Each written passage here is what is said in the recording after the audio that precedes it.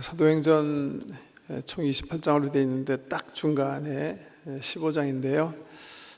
사실은 엄청나게 중요한 사건입니다. 역사적으로 보면 우리 기독교, 우리 복음과 유대교가 어떻게 보면 이렇게 결별하는 그런 장면이기도 하고, 좀 이렇게 부드럽게 얘기하면 기독교와 유대교가 이렇게 정리가 되는 거예요, 비로소요. 우리가 사도행전 초입에 보면 예수님의 제자들이 예루살렘에서 신앙생활을 하면서 유대 전통에 따라서 예루살렘 가서 예배드렸어요. 경건한 유대인이 했던 것처럼 하루에 3번씩 가서 기도하고, 그러면서 열심히 신앙생활을 했는데 마치 우리 기독교가 이렇게 유대교에 이렇게 갇혀 있는 것처럼 문화적으로 보면, 사회적으로 보면 그런 형태에서 이렇게 엇비슷하게 시작하게 됐어요. 그러는 가운데 결국 이제 유대 종교 지도자들과 우리 기독교 사이에 마찰이 일어나게 되고, 그래서 핍박받아가지고 이제 뿔뿔이 흩어지는 역사 우리가 관망했고요.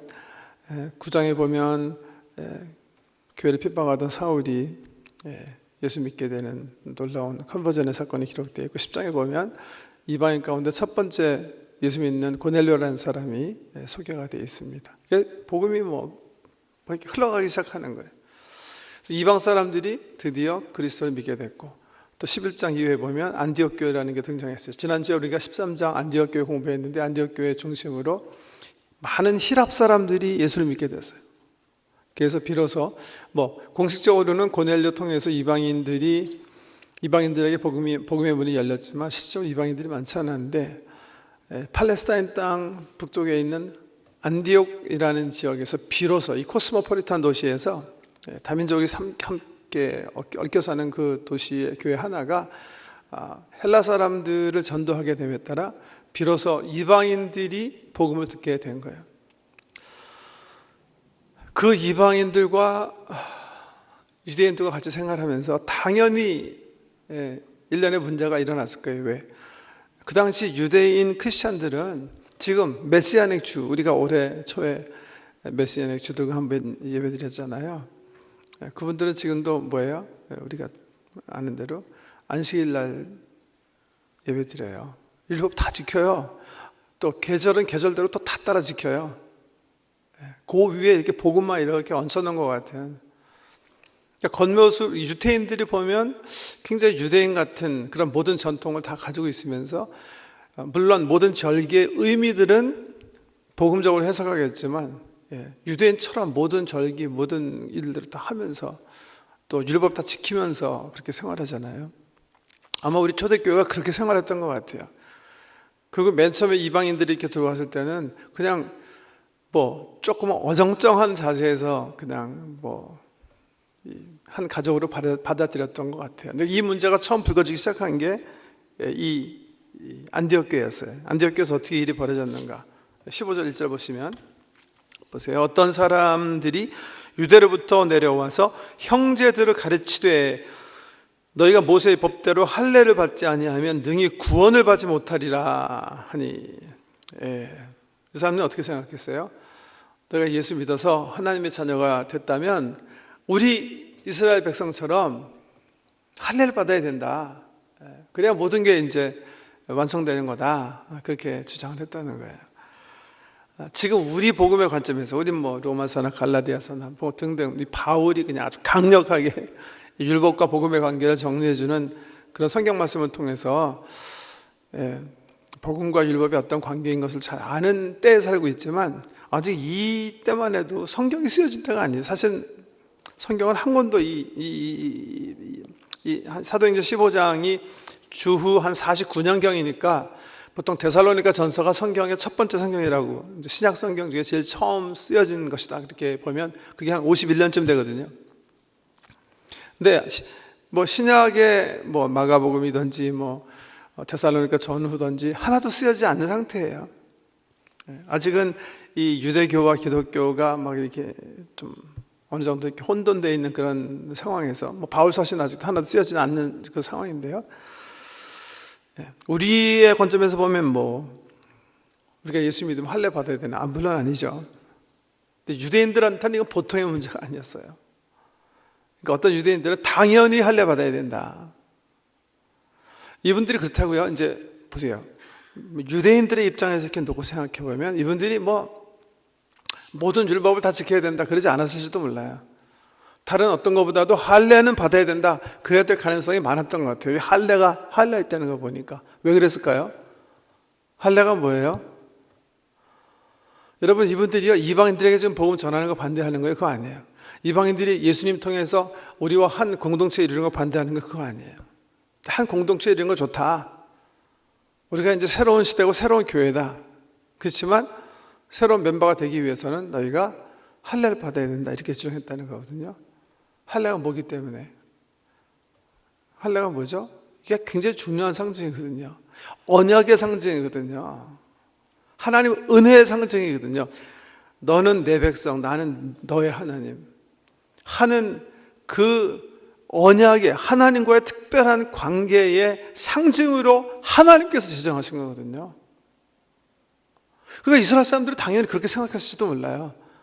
아니, 이 사람 내가 하나님 은혜로 이제 하나님 백성 됐으니까 이 언약의 복을 이 사람들도 누려야 되는 게 아닌가, 좋게 생각하면요. 네. 그 언약의 상징 없이 언약의 복을 누릴 수는 없잖아요. 아마 그런 일련의 사람들이 있었던 것 같아요. 오케이, 예수 믿는 거 환영이다. 어떤 나라 사람이든지 환영이다. 그렇지만 하나님의 백성이 됐다면 물론 예수 그리스도 이름으로 세례를 받아야 하겠지만 언약 백성의 상징인 할례를 받아야 된다. 그렇게 생각했던 것 같아요.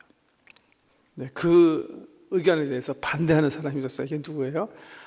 우리 복음의 수호자인 바울과 바나바예요. 그래서 안디옥에서 적지 않은 다툼이 있었다. 2절 말씀입니다. 바울 및 바나바와 그들 사이에 적지 않은 다툼과 변론이 일어난지라 형제들이 이 문제에 대하여 바울과 바나바와 및 그 중에 몇 사람을 예루살렘에 있는 사도와 장로들에게 보내기로 작정하니라. 그래서 도착해서 자기들이 경험한 선교의 기쁨들을 나누고 4절에 5절에 이제 4절 5절에 이제 나누게 되니까 그 가져온 이슈들을 나눴을 때 5절에 보니까 예루살렘 교회 바리새파 중에 이제 바리새인들 가운데 예수 믿은 사람들이에요. 니고데모도 그 중에 한 사람일지 모르죠. 바리새파 중에 어떤 믿는 사람이 일어나 말하되 이방인에게 할례를 행하고 모세의 율법을 지키라 명하는 것이 마땅하다 하니라. 이거요, 아주 그냥 가벼운 아규먼트로 생각하시면 안 돼요. 이 사람들도 굉장히 깊이 있게 아마 주장하는 거라고 생각해요. 성경에 보면 만약 성경적인 증거를 들려면 예수님께서 할례 받으셨어요? 안 받으셨어요? 받으셨어요. 누가복음에 보면 예수님 할례 받으시잖아요. 난지 8일 만에 할례 받으셨다고 분명히 누가가 기록하고 있거든요. 이 사도행전에서 누가가 기록하고 있거든요. 또 예수님께서 뭐라고 하셨어요? 내가 율법을 뭐하러 오지 않고 폐하러 오지 않고 뭐하러 왔다? 완성하게 하기. 이제 율법 필요 없다. 이제 다 믿음으로 은혜로 구원받는 거기 때문에 필요 없다. 그렇게 폐지하기 위해서 온 게 아니라 예수 안에서 어떻게 우리가 율법의 완성적 삶을 살게 하기 위해서다. 이게 예수님께서 말씀하신 거거든요. 굉장히 근거가 있는 그 논쟁이 있었을 거예요. 양쪽에. 당연히 율법 가리켜야 되고 율법 지켜야 되고 그 언약, 이 율법 가운데 가장 중요한 언약 백성의 상징인 할례를 이분들도 분명히 하게 해야 한다. 정말 만만치 않은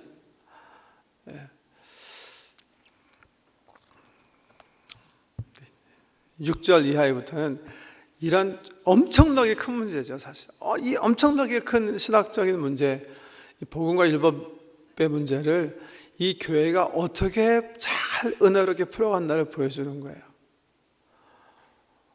사실 이 정도 문제면 교회 이렇게 박살날 수도 있었을 거예요. 사실 이 문제가 다 풀렸다고 볼 수 없어요. 왜? 나중에 바울 서신을 보면 아직도 예루살렘에서 유대인으로서 예수 믿는 사람 가운데 그 문제 때문에 씨름하는 사람들이 많았어요.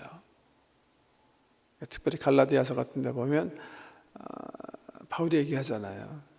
예루살렘에서 온 어떤 사람들이 너희를 이렇게 꾀어서 너희가 지금 잘못된 믿음을 지금 믿고 있는 거다.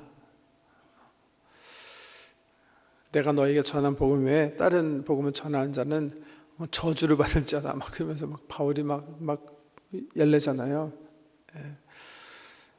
이 사건은 사실은 갈라디아서가 쓰여지기 전에 일어난 사건이에요. 그러니까 이 사건 이후 교회에서 방향을 잡았다고 했더라도 아직 이 문제는 굉장히 아주 컨트로버셜한 이슈고 교회 결정을 따르지 않는 사람들이 있었던 것 같아요. 어떻게 했든 이 누가가 이 보고하는 내용을 보면서 이 예루살렘 교회가 이 어려운 문제, 정말 어려운 문제죠. 여러분, 우리 한국의 장로교를 생각하면 장로교가 굉장히 여러 있잖아요.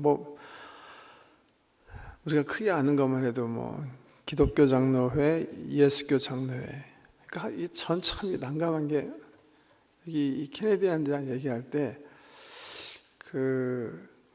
크리스천 뭐라 하더라? 크라이스트 프레스비테리안이랑 지저스 프레스비테리안이랑 너희는 두 개인데 그 차이가 뭐냐? 근데 왜 이름도 하필이면 예수교 장로회, 기독교 장로회 가지고 이분들이 영어로 이해할 때는 예수랑 크라이스트랑 이게 갈라진 것처럼 그렇게 물어봐요. 동료들이 피터, 너희 한국에는 예수 지저스 프레스비테리안이랑 크라이스트 프레스비테리안이 있다는데 그 차이가 뭐냐? 그 물어봐요. 그 말해도 다행이죠. 왜냐하면 그걸도 알죠. 그리고 또 이제 지저스 프레스비테리안 내에는 통합이랑 합동이 있다는데 그건 이제 영어로 잘못하니까 합동, 통합 그러면서 두 개가 있는데 뭐냐 이게? 통합도 유나이티드고 합동도 유나이티드다. 이게 그렇게 해서 이렇게 크게 한 3개쯤 있는 것 같죠? 근데 3개만 있습니까? 실질적으로 우리 이제 한국 장로교회가 교단이 100개가 넘는다 그러잖아요. 장로교라는 교단이 군소교단까지 한 100개가 넘는다 그러잖아요. 우리 한국 기독교 장로회 또 예수교 장로회 이런 이 교단이 이렇게 1959년인가요? 처음 갈라지기 시작할 때 보면 그런 이슈예요. 우리가 WCC에 계속 머무르는 게 옳으냐 안 옳으냐. 그다음에 이제 성경의 무오설은 인정하지만 너는 축자 영감설을 인정하느냐 안 하느냐. 이 점입니다.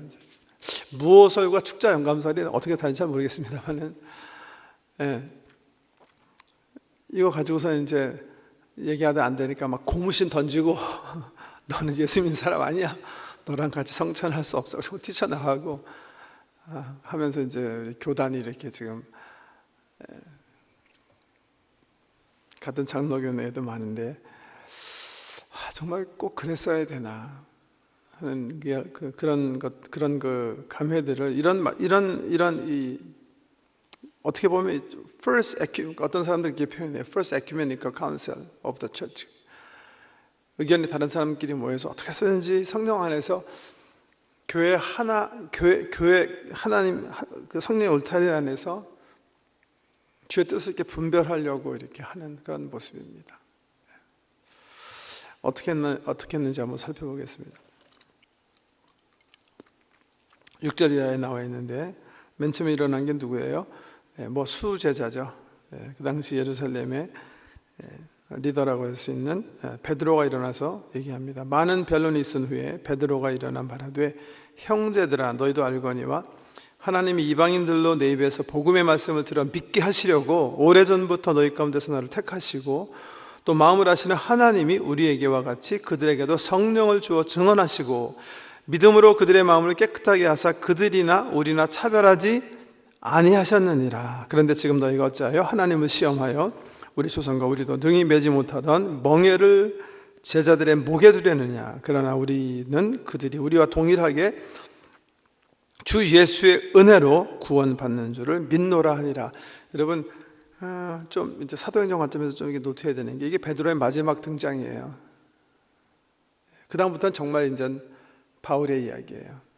2장 1장 이제 사도행전 1장서부터 쭉 베드로가 어떤 이 사도행전의 선교 지역이었다면 여기까지만 딱 하고 끝나요. 근데 마지막에 딱 선언하는 그 복음의 핵심이 뭐예요? 그러나 우리는 그들이 우리와 동일하게 주 예수의 은혜로 구원받는 줄 믿노라. 로마서, 에베소서, 바울이 우리에게 일러준 복음의 핵심 단어들이고요. 은혜, 여러분 은혜로 구원받는다. 이건 뭐 신학적으로 얘기하면 소위 이제 바울 신학이다 그래요. 우리가 요한일서 공부하잖아요. 요한서신은 은혜라는 말이 별로 등장하지 않아요. 하나님의 사랑, 지식.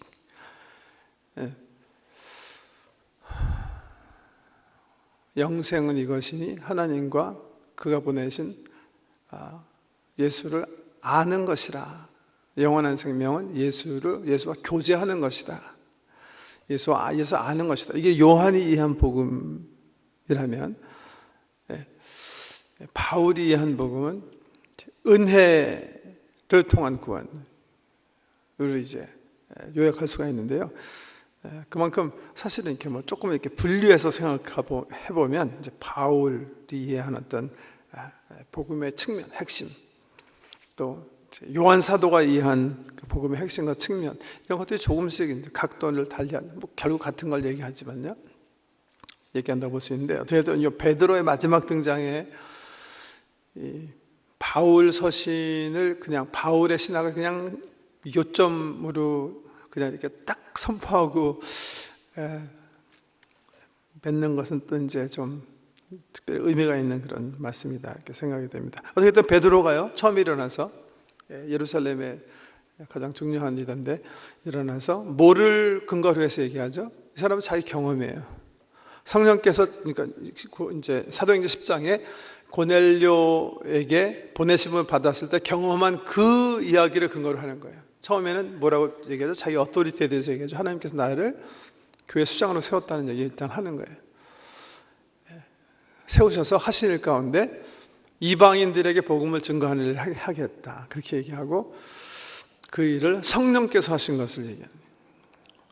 자기에게 성령께서 계시하시고 보내셔서 말씀을 전하게 하신 후에 말씀을 전할 때 성령이 그들을 충만케 하시는, 그 세례 주시는, 마치 오순절 다락방에 모였던 것 같은 똑같은 경험을 그들에게도 하시는 것을 상기하면서, 이 사람 내가 세례 받았다니, 이 이방인들이 할례를 받았던 받지 않았던, 율법을 알던 모르던 상관없이 예수 그리스도의 이름으로 이들에게 하나님께서 은혜를 베푸셨다. 그렇기 때문에 나는 확신한다.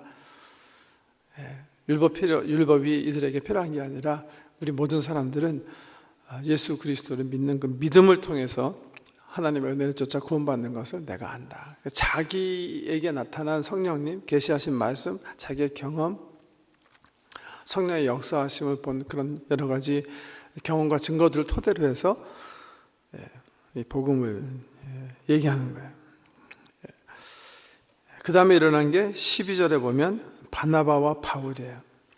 온 무리가 가만히 있어 바나바와 바울이 하나님께서 자기들로 말미암아 이방인 중에서 행하신 표적과 기사에 관하여 말하는 것을 들으니, 14장에 특별히 보면 이고니온 같은 데서 보면 바울과 바나바가 예수 그리스도에 대해서 얘기할 때 성령께서 역동적인 표적과 기사와 역사하심으로 은혜 복음을 증거하셨다. 이들이 아직도 하나님 백성 아니에요. 언약 백성 아니에요. 율법 몰라요. 구약에 대해서 하나도 몰라요. 할례 받지 않았어요.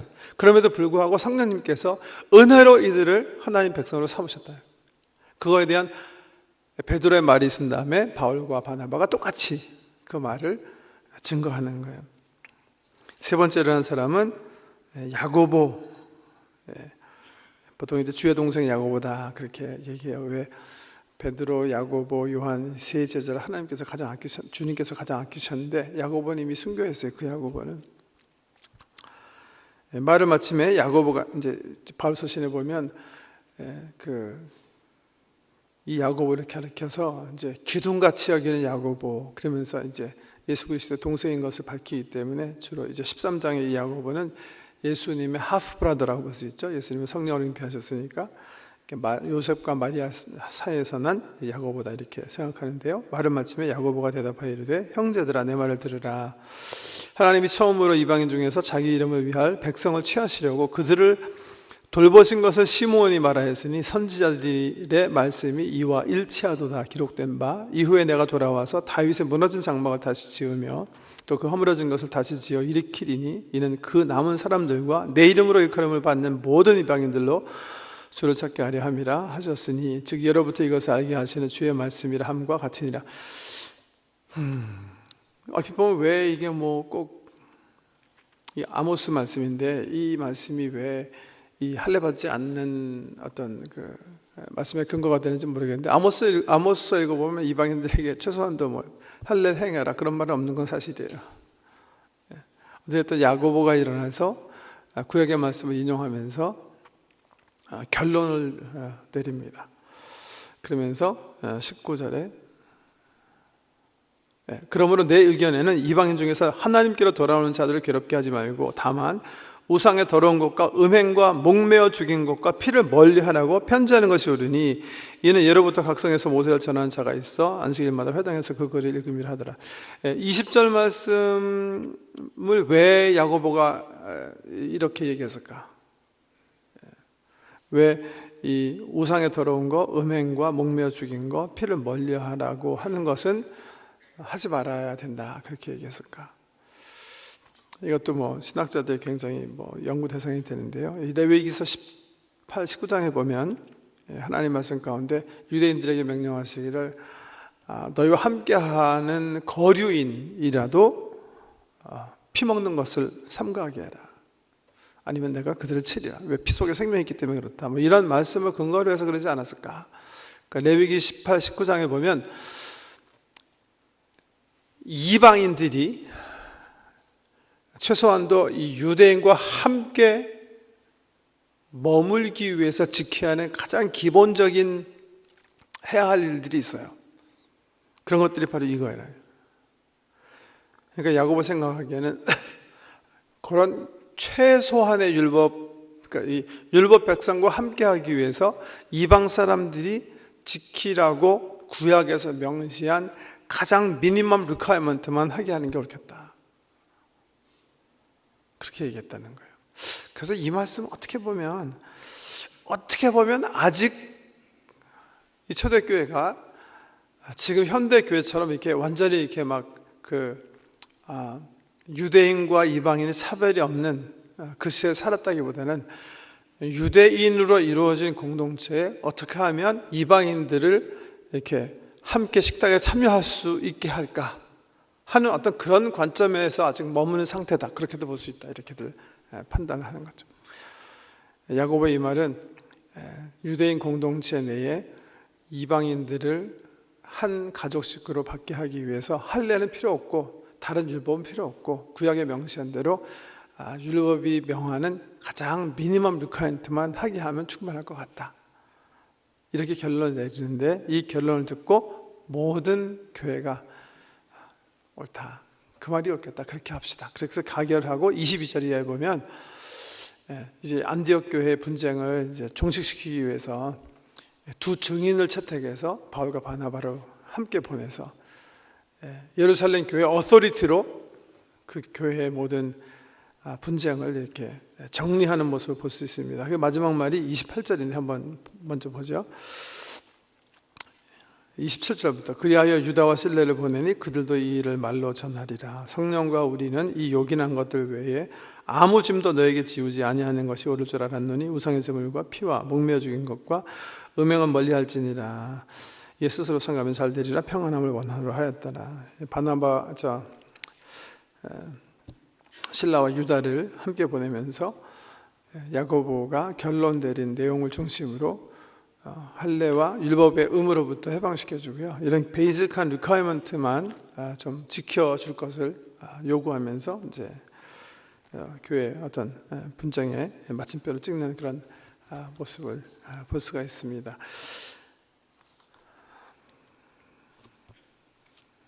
제가 이 캐네디안들과 제 카나다 장로교단에서 이렇게 같이 섬기면서 조금 이 백인 주로 이제 다 거의 다 백인이니까 이 백인들은 의장은 좀 다르구나 그렇게 느꼈을 때가 좀 몇 번 있는데요. 그때가 언제냐면 회의할 때 사실. 첫째는 이 영국 사람들이 회의를 얼마나 즐기는지 몰라요. 정말 엉덩이가 무겁다 이렇게 표현할 수밖에 없는데 뭐 총회하던 뭐 노회하던 첫째는 잘 모이고요.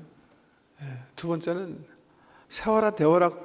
저는 그 회의가 정말 싫은데 4박 5일을 그냥 내리 앉아서 하는 거예요.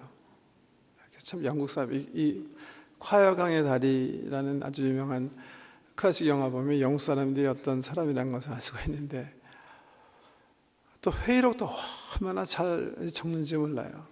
총회하면 이제 회의록을 더 기가 막힌 것은 이제 그 다음 날 이제 회의하고 그 다음 날 8시에 이제 뭐죠? 보통 8시에 7시 반인가요? 이제 아침 예배 드리고 8시 반에 식사하고 이제 9시부터 회무를 시작하는데 이제 식사하기 전에 그 총회 서기와 부서기들이 다 해가지고서는 그 전날 모든 사람들의 대화와 이제 그 기록한 것을 다 테이블에 갖다 놓잖아요.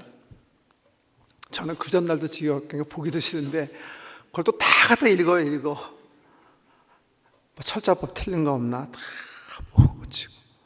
그래서 나중에 총회 이제 4박 5일 하면 요만큼 과장 보태지 않고 꼭 이렇게 성경책 반만한 책이 나와요. 회의록이요. 그 블루북이라고 그러나요? 뭐라 하죠? 매년 우리 교회도 이제 라이브러리에 오는데 제가 뭐 그것 때문에 놀란 게 아니라 이 백인들과 이렇게 좀 구체적인 경험을 얘기하면 한번 제가 이제 지금 위로 이사 왔죠. 우리 만민교회 저기 다운타운에 있는 건물을 팔고 새로운 이제 빌딩을 사기 위해서 이제 하는 과정에서 만민교회가 애초에 매체는 토론토 동부노회에 속해 있는데 이제 그때 교회 건물을 아주 싸게 동부노회 도움을 받아서 산 거예요. 근데 이제 노회가 분리돼서 한카노회라는 게 형성이 돼서 동부노회를 떠나게 된 건데 한카노회에 들어오자마자 그 교회 건물을 매각하게 된 거예요. 근데 그거를 동부통로에서 듣고 보통 이제 교회 돈을 이제 그 건물 매각하면 그 재산은 원래 법적으로 노회 재산이 되는 거거든요. 근데 좀 케이스가 복잡해진 거죠. 이제 원래는 동부노회에서 지원해갖고 교회 빌딩을 샀는데 이 교회는 이 교회를 팔아서 다른 데 사기 위해서 판다는 건데 이쪽에서 냄새를 맡고 일단 우리 노회 쪽에서 얻어간 돈은 우리한테 돌려줘야 되지 않겠는가 이 이슈예요. 그러니까 이제 만민교회에서 노회 도움을 청했고 이제 노회에서는 한석현 목사가 나가서 이제 지원 사격을 해라 그래가지고 이제 동부노회 사람들이랑 대면하는 거예요. 동부노회에 가봤더니 옛날에 우리 교회도 동부노회 소속돼 있었잖아요. 옛날에 아는 분 또 선후배들이 모여서 이제 대화를 하기 시작하는데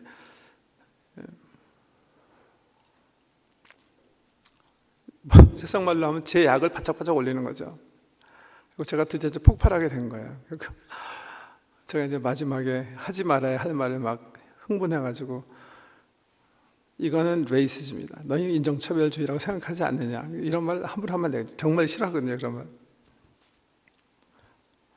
만약의 경우에 지역노회가 한국인 노회가 아니고 그 당시 이제 피커링 노회와 동부노회도 갈라졌었거든요. 피커링 노회와 너희 토론토 동부노회 갈라졌더라도 너희가 돈 내놔라 그렇게 얘기할 수 있겠느냐. 그래서 제가 막 혈압이 올라가고 막 이제 소리 지르기 시작한 거예요.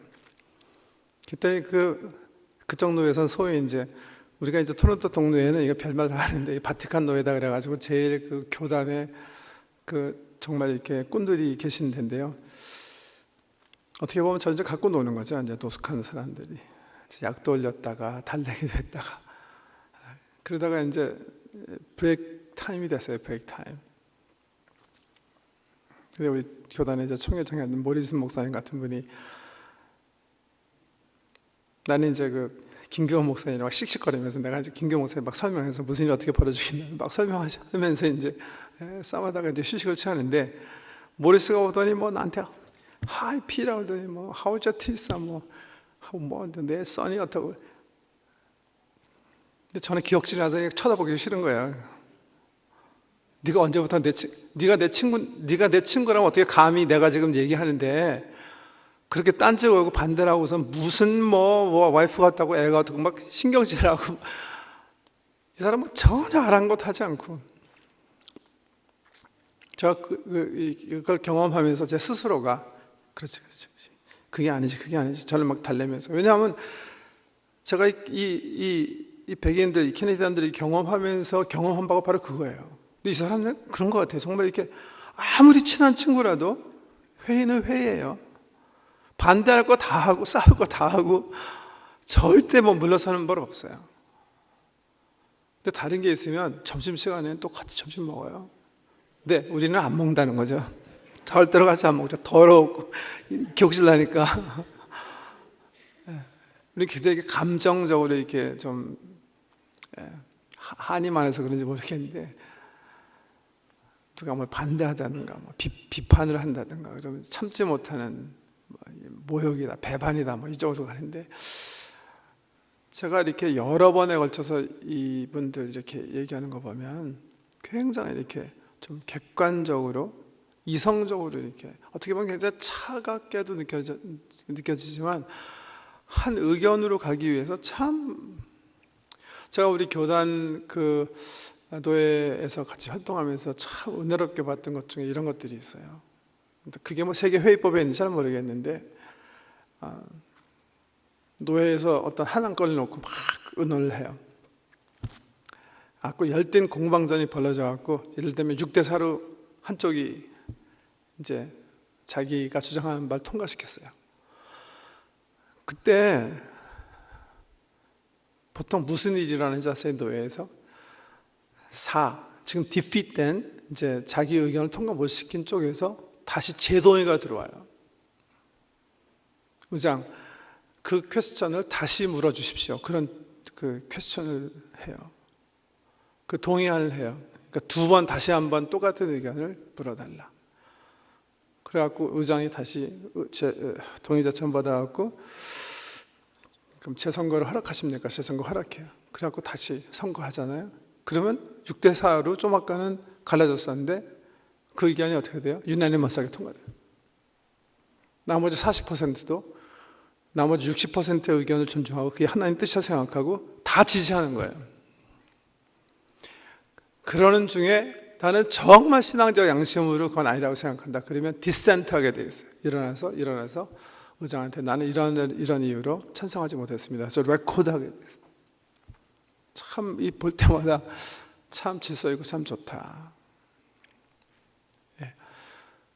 나와 의견을 달리하지만 분별된 의견에 대한 경외감을 가지고 기빈, 서포트해주는 나는 하나님의 뜻이 이게 아니라고 생각하는데 나와 함께한 모든 공회 의원들이 그렇게 결정했기 때문에 나는 순복하고 따라가겠습니다. 재천명하는 참 공동체적인 아름다운 모습인데 이런 아름다운 모습들을 오늘 우리 이 첫 번째 예루살렘 공회에서 우리가 살펴볼 수 있다. 이렇게 대충 저는 한 3가지 정도 여기서 이렇게 좀 간추려서 이렇게 좀 생각해보면 첫 번째는요, 이 주님의 뜻을 분별하는 과정에서 첫 번째 성도님들이 이 세우신 권위들의 음성을 통해서 주께서 말씀하시는 것을 잘 경청했다. 이것도 굉장히 중요하다고 생각해요.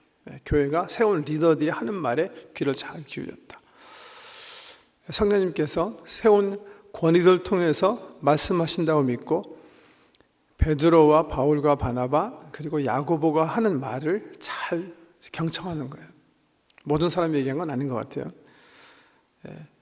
우리 커멘터리들이 금방 이제 간과하는 포인트인데 이 교회 모습을 보면 그런 것 같고, 두 번째 이제 얘기되어지는 이제 얘기하는 사람 베드로든 바울이든 바나바든 야고보든 그 뭐라 그럴까요? 토의의 어떤 경계가 있었던 것 같아요. 3가지 경계가 있다고 생각하는데 첫 번째는 계시예요. 성령이 나에게 얘기하신 거. 내 의견에는 아니에요. 성령이 자기들에게 일러주신 거, 계시하신 거. 그리고 경험, 두 번째. 세 번째는 성경 말씀. 이 세 가지가 어떤 토의의 울타리였다, 그렇게 생각해요. 이 세 가지 안에서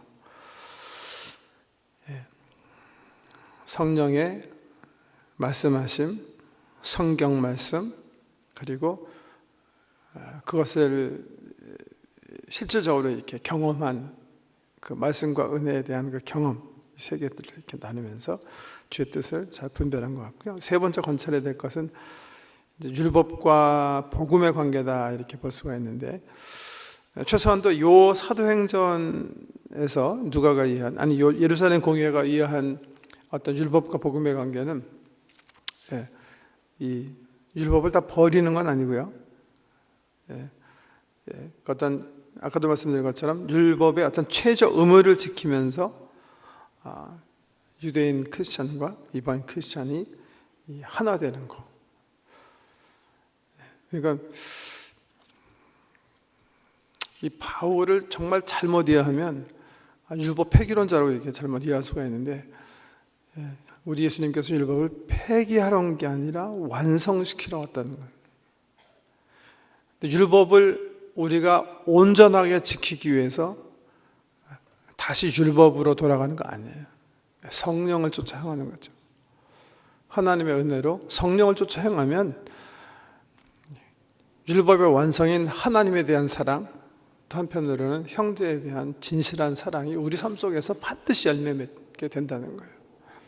그게 율법으로는 안 되는 거예요. 하나님의 은혜와 예수 그리스도의 십자가 없이는 안 되는데, 십자가 붙잡고 주님과 교제함에 따라 우리 삶 속에서도 드디어 이룰 수 없었던 율법이 완성되어질 수 있음을 믿으시기 바랍니다. 이거 없이, 이 율법 없이 다 필요 없다.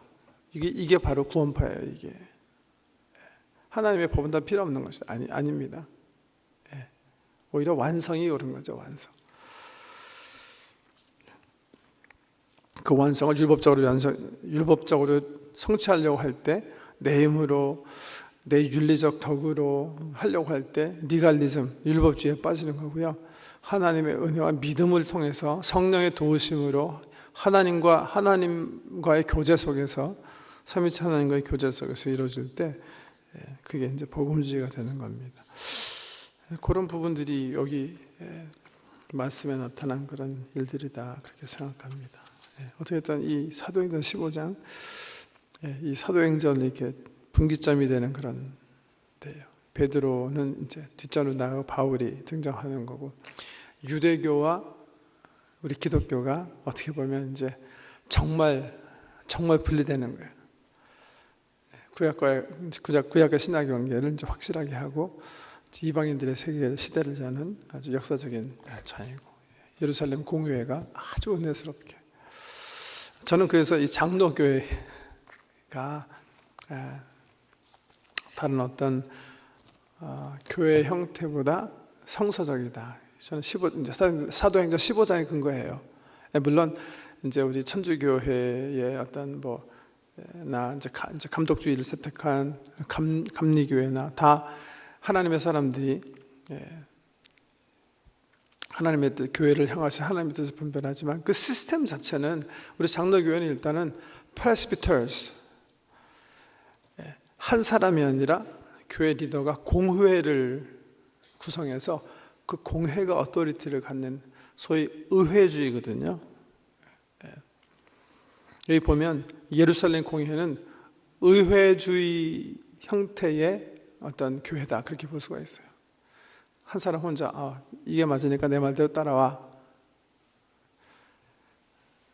그렇게 한 사람이 교회의 어떤 리더로서 하나님 뜻을 분별하는 게 아니라, 교회 리더들이 공회를 이루어서 그 공회가 하나님 뜻을 분별하는 거예요.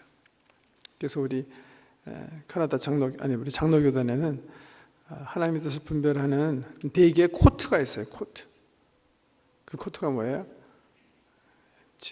제일 우리 교단의 제일 높은 권위의 법정이 뭐예요? 총회.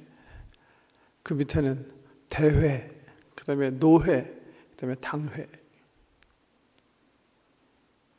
공의회를 이루어서 당회는 교회를 향하신 머리 대신 주님의 뜻을 분별하는 거예요. 함께.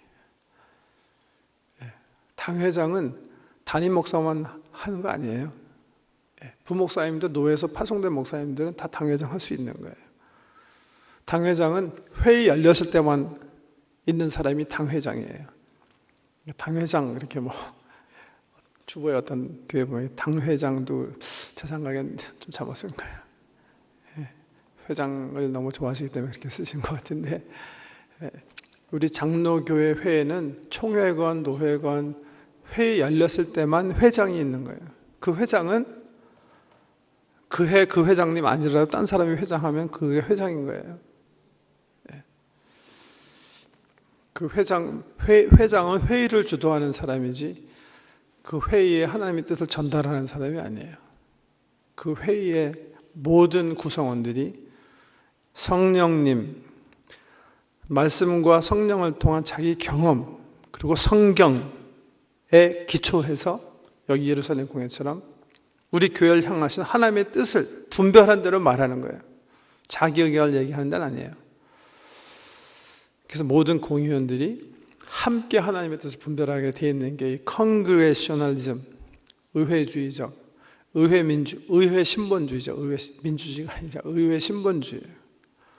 여러 하나님의 사람들이 모여서, 또 하나는 이 관점에서 말씀드리면, 성도님들은 그 공회원을 뽑을 때는 정말 기도하고 이분들은 하나님의 뜻을 잘 분별할 수 있고 그 뜻을 가지고 우리를 잘 지도할 수 있는 분이다, 이런 사람들을 장로로 세우는 거예요.